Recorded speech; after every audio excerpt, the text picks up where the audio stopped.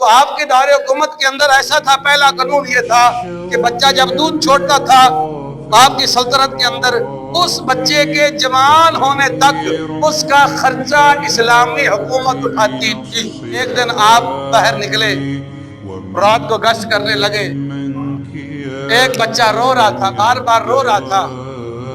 آپ نے وہاں کہا، مائی یہ بچہ کیا رو رہا ہے؟ اس نے کہا یہ دودھ پیتا ہے، بڑا ہو گیا پھر بھی دودھ پیتا ہے۔ کہا کتنی عمر ہے؟ 2 سال بھی نہیں ہوئی۔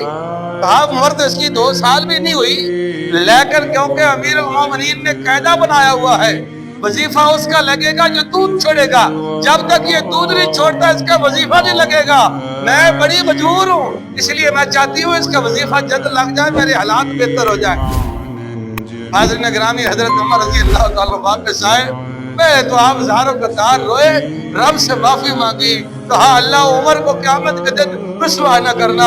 پتہ نہیں کتنے بچے روتے ہوں گے اس وجہ سے کہ ان کی مائیں ان کے دودھ جلدی چھڑا دیتی ہوں گی کہ ان کے وظیفے جلد لگ جائے۔